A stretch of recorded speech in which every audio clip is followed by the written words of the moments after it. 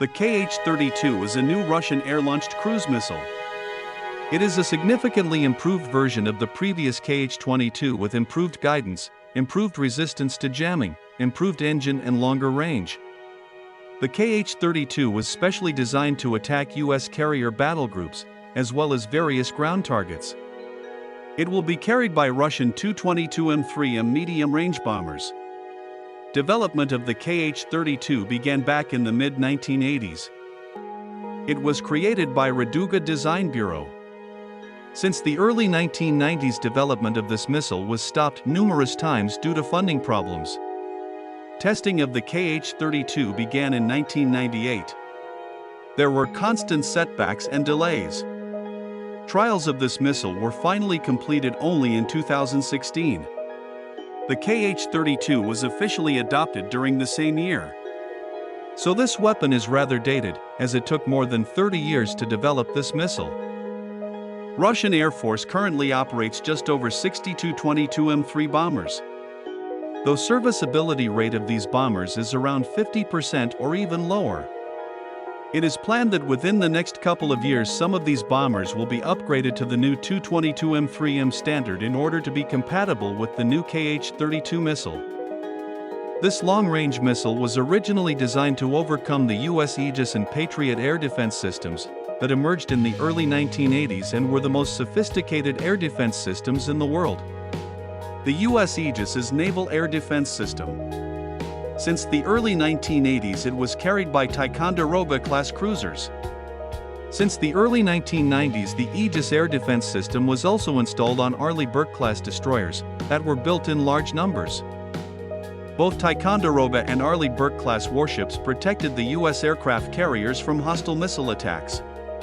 The Patriot is a land-based air defense system used by the U.S. Army, which also emerged in the early 1980s. Also at that time the U.S. Air Force planned to upgrade its F-15 Eagle air superiority fighters and equip these with new AIM-120 AMRAAM air-to-air missiles that would have longer range. Furthermore, the U.S. Navy planned to upgrade its F-14 Tomcat multi-role fighters and equip them with new AIM-54C Phoenix long-range air-to-air missiles that were optimized to shoot down high-altitude anti-ship missiles such as the Kh-22. The Kh-22 had a range of 80 to 330 kilometers. This was not sufficient for standoff use and endangered the Tu-22M series bombers that carried these missiles. So back in the mid-1980s Soviets needed a capable missile with longer range that could overcome U.S. air defenses. Even though the Kh-32 resembles its predecessor, it is a much capable missile. It is planned that the new Kh-32 will replace in service 3 variants of the Kh-22N missiles that are currently used by Tu-22M3 bombers. These include the baseline Kh-22N with conventional or nuclear warhead and radar guidance, the Kh-22NA anti-ship missile with nuclear warhead and inertial guidance, as well as Kh-22N anti-radiation missile with conventional or nuclear warhead and passive radar guidance.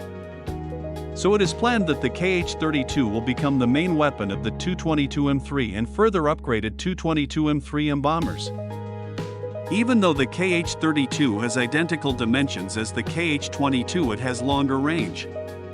Advancements in electronics and guidance systems allowed to reduce the size of internal components and increase the size of the fuel tank. Warhead weight was reduced from 1,000 kilograms to 500 kilograms.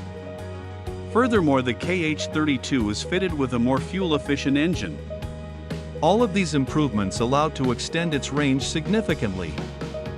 The Kh-32 has a range of 600 to 1,000 kilometers, depending on the flight profile. Such range allows the bomber to approach its target and launch the missile at standoff range, without entering hostile air defense zone. The Kh-32 can reach top speed of over Mach 4.